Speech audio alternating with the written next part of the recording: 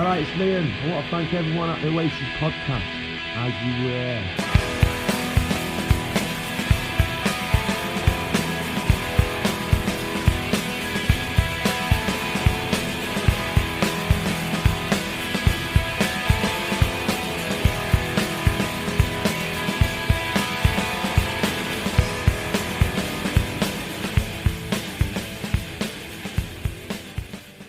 Hello and welcome back to the Oasis Podcast, the ultimate audio guide to Oasis. I hope you guys are all right. Happy New Year. Hope you had a good Christmas and a nice break over New Year, and probably getting ready to go back to work or whatever it is in the next couple of days. I hope that's not too stressful for you. But yes, it's been a busy old time over here at Oasis Podcast Towers. And and last night, New Year's Eve, busy as it always often is. But then even more so because we got lots of stuff happening. So that's what we're going to be talking today. We're going to be talking about the new music that dropped yesterday, just snuck in to be 2023 releases. And then we're also going to be doing sort of the Oasis Podcast Awards, I suppose. There's only really three things to do. First off, we're going to be doing the sort of album of the year from four choices. We're going to be doing the single of the year, which comes down to sort of 13 choices. And I got you guys to score those all. So we'll give you the scores so we can do those as a ranking. And then also event of the year, which is a bit of fun based on sort of Twitter polls that I did. And I did a bunch of Twitter predictions, some Oasis related, some otherwise. So I might just run through those as well. Just me today. Really, it was just a case of, oh God, we've got to come on and talk about this stuff because good old Liam and Noel dropping stuff on us right at the end of the year when we've already done our year roundup as we did last time. So, I can't remember whether we covered this when me and Richard covered this actually, or whether it dropped just after we'd recorded. But Noel did release the demo of Love Will Tear Us Apart. So this was good to have, and I like Noel's vocal on it. I prefer this version to the version that he's done on when he's done it live. Just because, I don't know, obviously it's in the studio, so you can be a little bit more structured and, a bit more polished. The problem I've always had with this is that, the Ian Curtis's voice and the sound is so perfect for that song. That the way that Noel kind of whispers it, he sings it quite wistfully. I don't really think it suits the song that well. But actually, this recorded version, I don't have as much of an issue with that, actually. I think it's really lovely. I think Noel sings it really well. The point remains, I still don't think it's an ideal choice. It wouldn't have been my choice for him to cover, but I like it. I like the instrumentation. I like his vocal. So yeah, it's a nice addition to the canon, I suppose. So we thought that was it. That was going to be kind of the last sort of pre-Christmas, pre-New Year sort of moment. And then, interestingly, I sort of started getting messages on Twitter yesterday afternoon that there was like a Sky Sports montage, and it had like a familiar track playing in the background. And so, so people were then sort of commenting on it, and it turns out, well, I'm pretty sure, it is Just Another Rainbow, the John Squire, Liam Gallagher track that is going to be coming out in the new year. But this was like an instrumental version of it. And obviously, because it was playing as a montage, so it had kind of football commentary over the top of it. But then various clever people, including Maxi Gonzalez, have then tried to remove the football commentary and just put the sort of instrumental version and strip that out. You can't really hear it that well. For what it is, I think it's really good. I'm really looking forward to the actual song coming out. But you can hear it's cool. You can hear it's got that kind of 60s psychedelic, Beatlesy, sort of Jimi Hendrix kind of feel, similar to sort of later period Oasis. That sort of they often would do that sort of that style sound with that kind of bass line. Andy Bell like sort of doing the Taxman bass line, that sort of thing. So it's very much of that kind of ilk.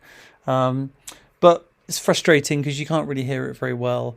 But it does make me excited for when the actual track comes out, because this is pretty cool. But right now, in this sort of crappy form and without Liam's vocal, definitely lacking. But yes, this is exciting, and I'm really looking forward to hearing it.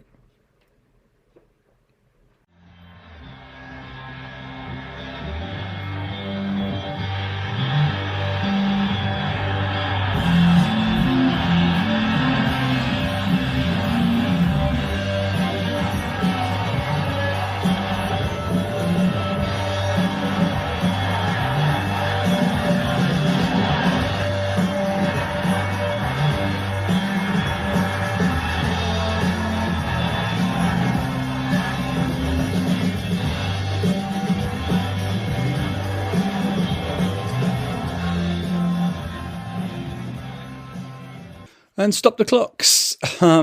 This is James again, another day later, just as I'm editing and about to put it out earlier today. And what happens? Liam and John Squire release a short clip of the actual singing as well. So it's cool to hear the actual singing. You can actually hear it properly as well. So it's only about 15 seconds or whatever. But let's have a little bit of that, and then we'll go back in time to yesterday.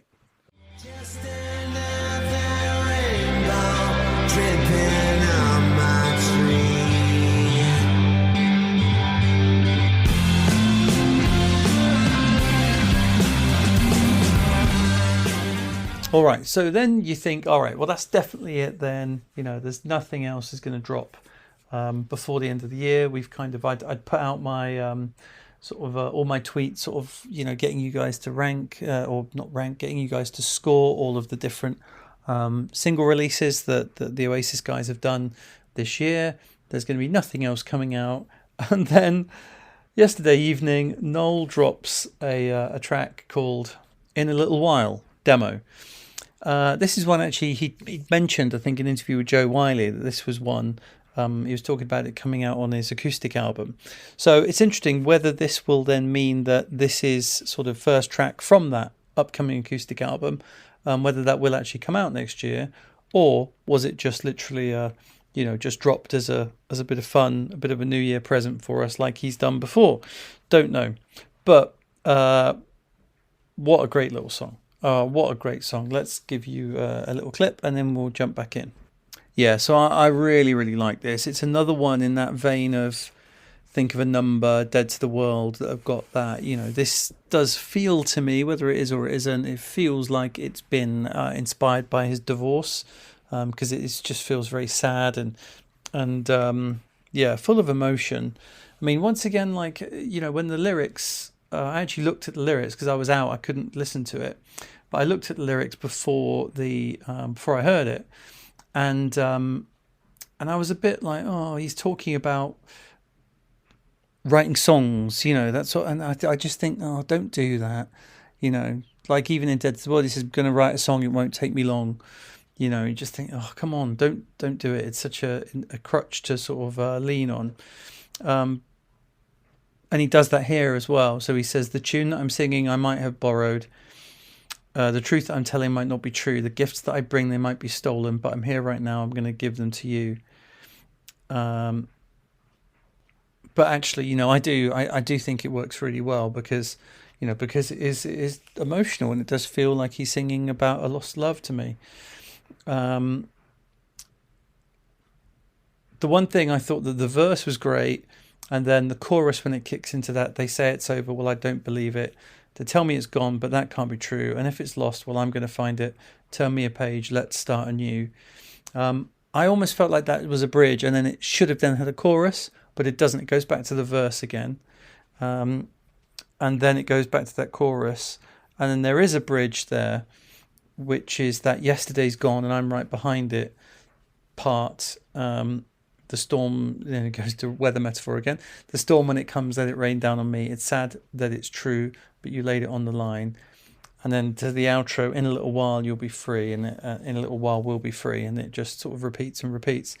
So yeah, so it's sort of, I was hoping it would have a chorus earlier on, but then it doesn't. It has that sort of bridge section, which feels to me like a chorus, and then the outro feels like a chorus to me. It feels like that's the crescendo of the song at the end, that little bit. And I mean, his singing once again is beautiful. It's really, really simple, straightforward song. So the chord sequence is really, really simple. It's just D G D G D G throughout the verse, and then the chorus is just A G A G A G A E minor. So really, really simple stuff. I mean, this is simple for Noel, but I don't think that matters really. You know, the best songs in the world can be based on two or three chords.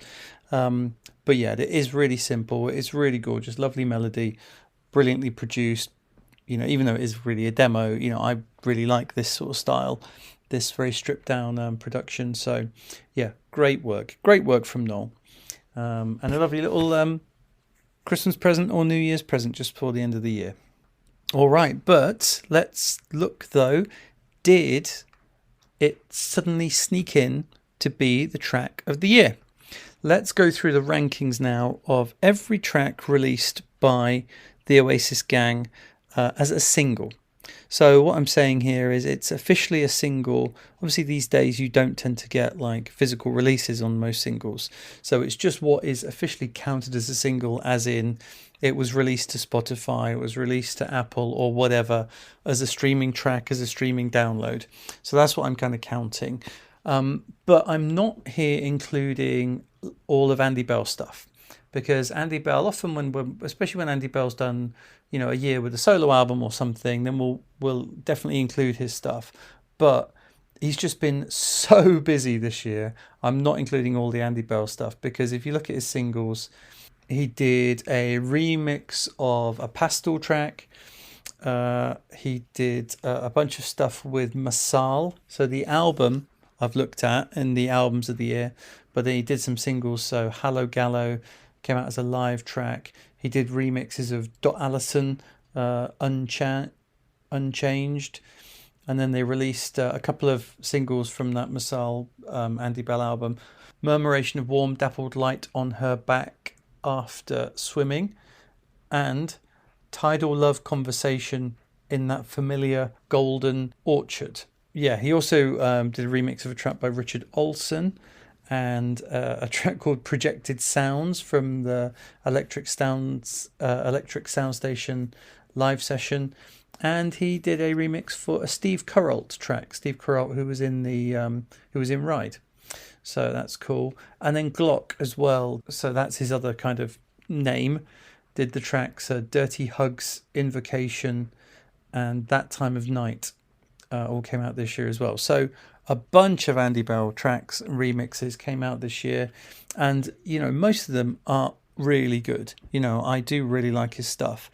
You know, I will sort of tend to listen to all of it when it comes out.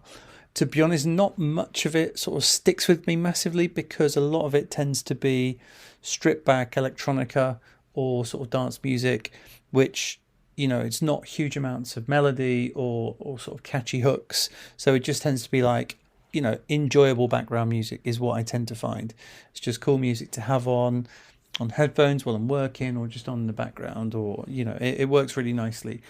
But yes, so amazing stuff from Andy all year, but I'm not including any of those in this sort of track ranking, to be honest, primarily because I don't think, you know, this is based on Twitter poll votes, and I don't think you guys have really listened to any of them.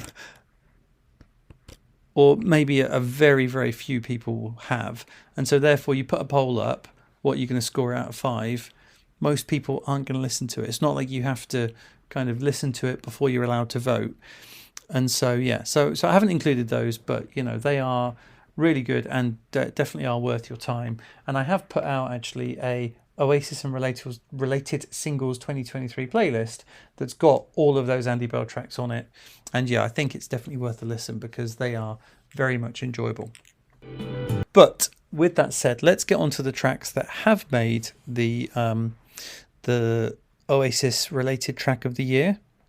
And there are 14 of them. So the one Andy Bell related act that we are including here is Mantra of the Cosmos. So Mantra of the Cosmos have released 2 singles this year, and they've ended up being the bottom 2 tracks, probably unsurprisingly. So they've released 2 tracks. X, What You're Saying, and that's come in last with an average score of 2.78. And then Gorilla Gorilla, which has got slightly better, 2.81. So I really like both of these.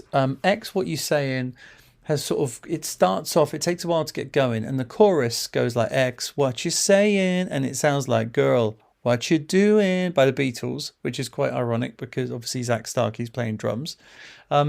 So yeah, and then it does, when it kicks on a little bit later and you get sort of horns kick in, then I think this is really cool in sort of that Screamadelica kind of way. So, and we know Andy loves Screamadelica, and obviously that's sort of around the same time as Happy Mondays and things. So that then I really like when that kicks in. It's a bit more chilled, a bit more kind of laid back, kind of driving, kind of, it's got that sort of house beat to it.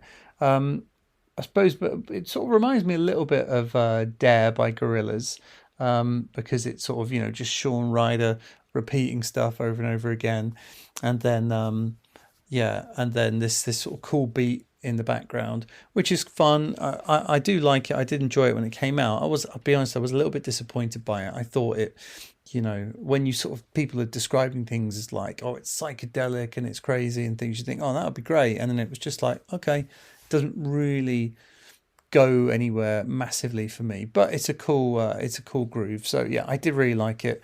But yes, they are number 13 and 14. Remember, I probably preferred this version to the album version, or it wasn't an album version, but it was a bonus track from the album. But still, I didn't think it was that great. It wouldn't have been my choice to cover this. I know Liam probably loves the song, but I just wasn't that bothered about it. I think stick with, with John Lennon, do, Smith remix. So Pretty Boy came out in 2022, so that doesn't count here. But the Pretty Boy Robert Smith remix came out as a single in 2023. So that is here. It's there at 3.36. I do probably prefer it actually to the original. I think it's got a little bit more going on. The guitars and stuff I quite like on this. So yeah, but still, Pretty Boy is not one of my favourite tracks. So yeah, this is probably, probably around about where I'd have it, to be honest. I didn't think it's that amazing. But yeah, it's cool. Into 9th place. Now, there were 2 Liam Gallagher live tracks released as singles from the Nebworth album. So we have in 9th, we have More Power live, which scored 3.6 out of 5.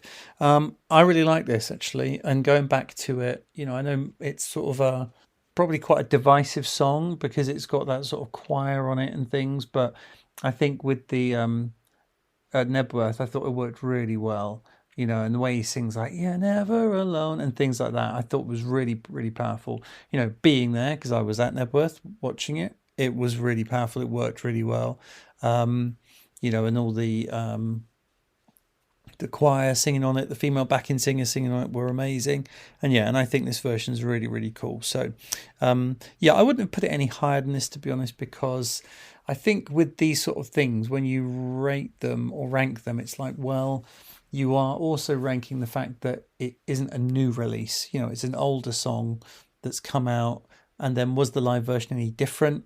Not massively. I think obviously it's had to translate it in some way, but it's not like a complete rework or something different that would push it to a 4 or 5. So now we're getting into the Noel, See What You Find, 3.83. Similar again, I really like that track. I probably do. I just prefer, it's probably about the same, to be honest, as Council Skies to me, but it's got that sort of a groovy Motowny feel that a lot of the album's got. So yeah, happy with that. At number 6, then that is where, scoring 4 out of 5, where the new track has come in, like we just talked about. So I won't go into reviewing it all again, but In a Little While demo scores 4 out of 5 and comes in 6. Yeah, I'd say that's probably fair. I'd probably have it a little bit higher, to be honest, because I think it's really, really good. It's a really impressive song, well produced. As I said, for a demo. And so I probably have it a little bit higher than that. But yeah, I really like that. 4 out of 5. I think it's a fair and solid score. At 5, we're going to get there in the end, 4.04, so only slightly higher than it. This felt like a bit of an unnecessary single, really, because, we'd already had it released previously, and then we heard the new version when it was an album, and then they officially called it a single a couple of months later. So it felt a bit unnecessary, but it is a really great song, and I especially liked what they did with it, with all of the brass and everything. 4, we have Easy Now with 4.1. So these are all really close now. These are all very, very tight. Easy Now scores 4.1, is in 4th position. Richard has it as his song of the year, but obviously it's only in 4th. Yeah, I mean, does it suffer from the fact that it was like the first one to come, and then, all the other ones that have come later have maybe stuck in people's heads a bit more? Really good. It's a really well-structured song, great melodies. So, yeah, and it's got guitars on it, which is always good. So, yeah, it is actually it's one. We have Roll It Over. So this was another single from Liam's Nebworth album. Roll It Over, the live at Nebworth 22. Excellent cover version. Liam sings it really well. He's a little bit out of time, to be honest. He's slightly out of time. But that's okay, not a major problem. I really like the guitar work. I mean, everyone, we were talking about this last year, how it was such a big track when Liam brought it back. It's so good that he's choosing something a bit different, not one of the obvious choices from definitely Maybe Your Morning Glory.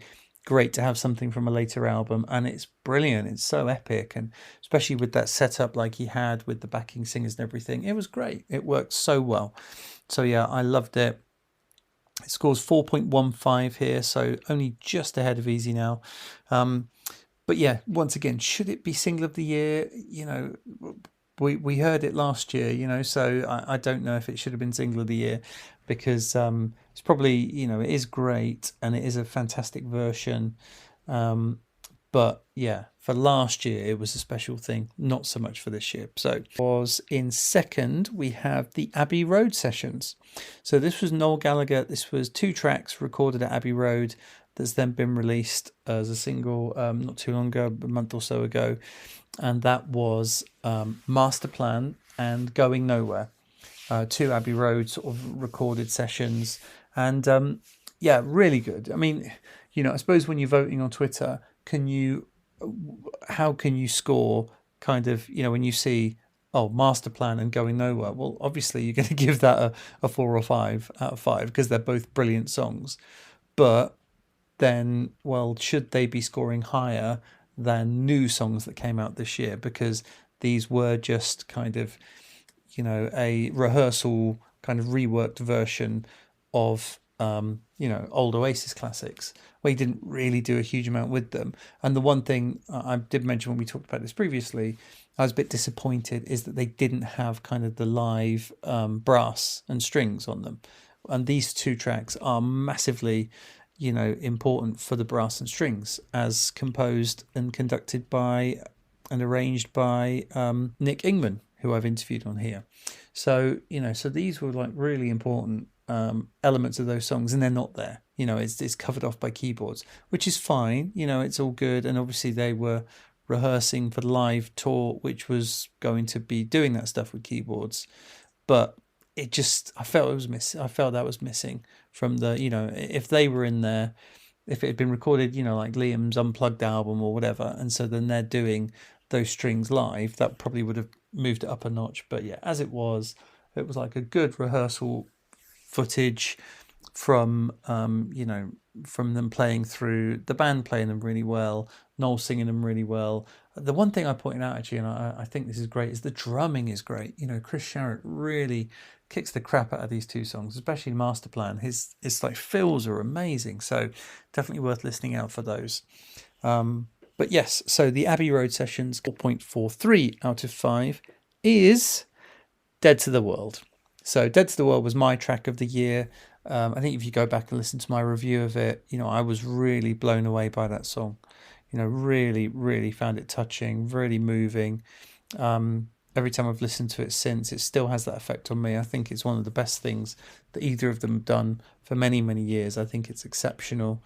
and if this, I'm really sorry that Noel's obviously in a difficult place with his divorce, but if tracks like this and the new one just released, if that divorce has really kind of given him this vein of songwriting, well, I'm sorry for him, but it looks like we've been the lucky ones, because it sounds like we've got some great, we had some great stuff on the album.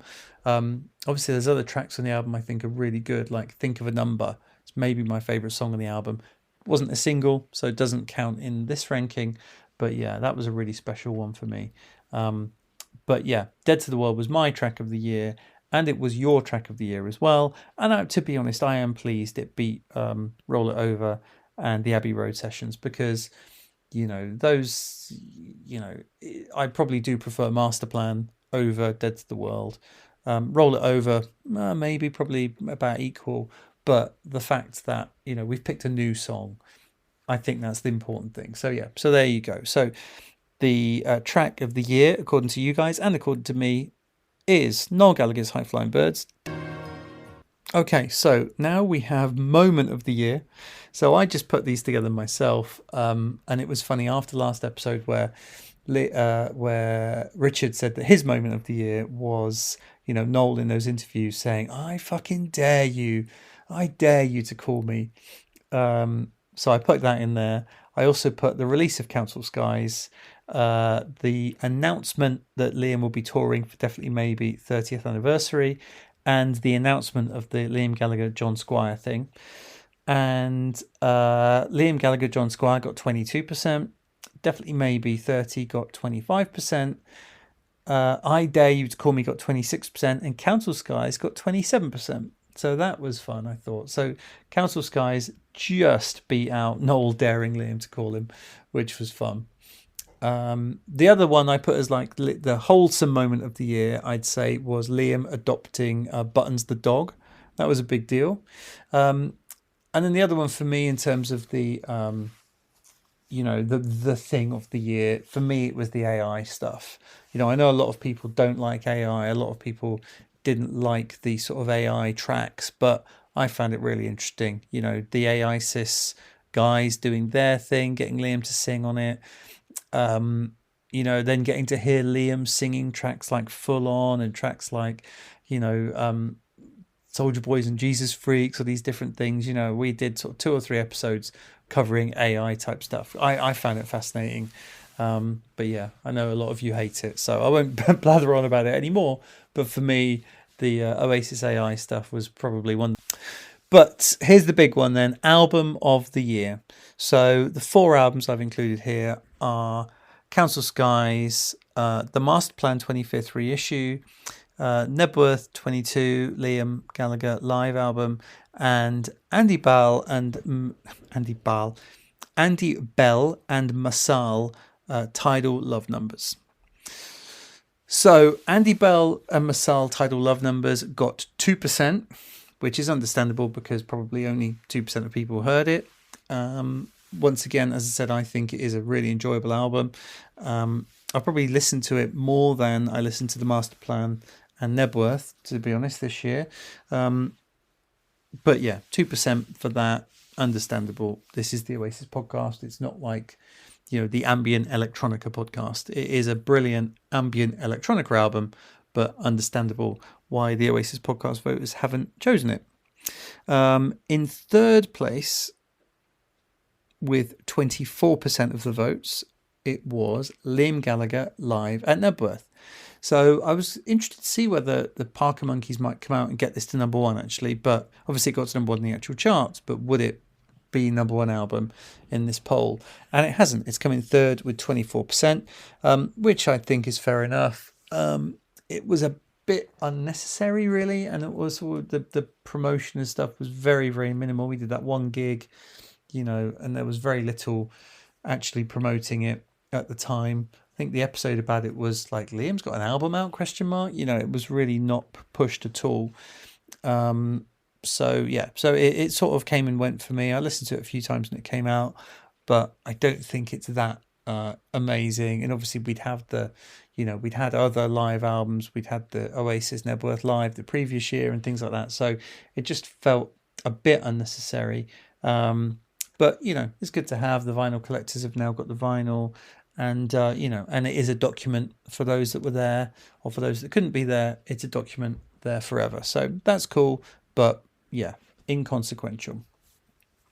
Okay, so that's 2 left. Then we have the Master Plan 25th Anniversary reissue, and we have Council Skies. So in second place was the Master Plan 25th Anniversary reissue. And I was pleased about this again because, number one, I think that it's better that it didn't win when it's like a 25-year-old album. And for me, like, they didn't do enough. It wasn't even new mixes. It wasn't new. There was no new tracks. If you go back to the episode I did on it, I actually went through and talked about a whole other album they could have done. Other B-sides that could have gone there. Other alternate versions of each of the tracks that have come from live performances. And also, like, you could have had Master Plan Volume 2 with a whole other set of B-sides that were amazing. They could have done so much, and they didn't. They just put out the same album again, put out a different vinyl, put out a bit of merch, which looked pretty crap to me, and that was it. So it was a disappointing release. Other than to flog a few bits of vinyl, what was the point, really? So yeah, a bit pointless, and it came in second here, but I'm pleased it didn't win. And so the winner was Council Skies, 44% of the vote. And what a great album. What a great album. I've still been going back to it throughout the year. Probably not my album of the year overall. I'd say that Blur have probably tipped that, to be honest. I've probably enjoyed the Blur album a little bit more. But Council Skies as an album it really is a great piece of work. The main thing for me is the strings. I think the strings are fantastic throughout. The band are great. A collection of really interesting songs. As I said, a lot of them have got that sort of divorce, kind of sad breaking up of a marriage sort of thing behind them. Both in like the positive new directions, but also the sad about what's happened.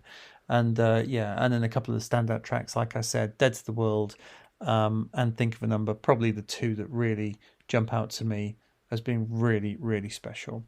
So there we go. That's our album of the year. So there we are. Thank you very much for listening. I just wanted to jump on and just cover these off. We've got good stuff to come in the new year. We want to keep back on with the A to Z. We're still only at H, so we've got to get through that. And we will see what the new year holds, whether it's the John Squire, Liam Gallagher stuff. Do we get more stuff from Noel? Really exciting to see what is going to happen. Over on Patreon, I'm going to go through our predictions. So if you want to go and check that out, go and check it out on Patreon now as a bonus episode. But other than that, and also this episode here is going to go out on Patreon as like a radio show with full tracks for each of the tracks we've discussed. So if you want to go and check that out, then you can support me from as little as £1 or $1 a month at patreon.com/OasisPod. But that'll do it for today. Thank you very much for listening to the Oasis podcast. Most of all, thanks go to the patrons as